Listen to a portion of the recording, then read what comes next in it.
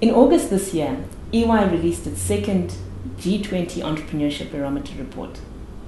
What the Barometer report does is that it measures the relative ways in which the G20 nations are supporting entrepreneurs, nurturing them, and developing them.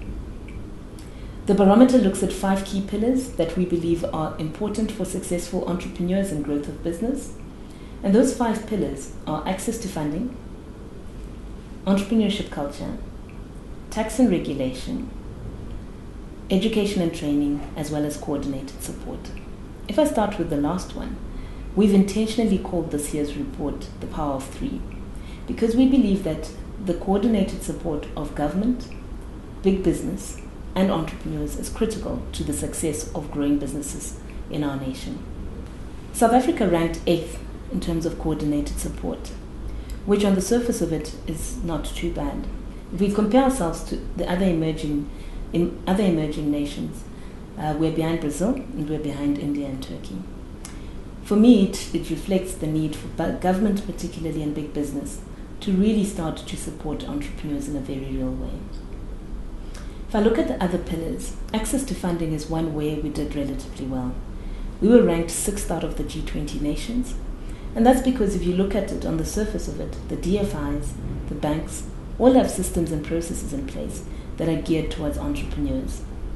However, our entrepreneurs believe that that funding is still quite expensive and does not necessarily foster or enable them to grow their businesses at the rate that they would like. Education and training is an area that deserves a lot of focus. We all know the challenges of education in South Africa. Our government spends a lot of money on education. The question is, from an entrepreneurship perspective, is that money being spent in the right areas?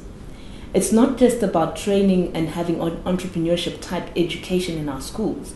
It's actually talking to the quality of education that results in a skilled labor force that supports a growing business, but also in the areas of what we call the STEM subjects, and that's science, technology, engineering, and mathematics.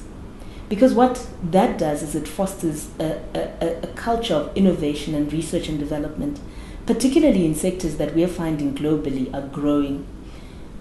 And it's important that we start to focus on that. I think we've seen a lot of initiatives with regards to education, and we still have a long way to go from that perspective. With the tax and regulation pillar, we were ranked number 5 out of 20. And that is because of some of the great processes that we have around our tax systems and some of our regulation systems. However, what we found is that our tax and regulation systems are not agile enough and flexible enough to take into consideration a growing business. And actually what we're finding is quite the reverse, that a number of businesses would prefer to remain under the radar or would prefer to remain informal as opposed to allowing themselves to grow in the way that they should, because they're worried about things such as labor regulations and some of the tax regulations. And again, this is an area that we believe that government should be talking to entrepreneurs about, and there should be increased engagement.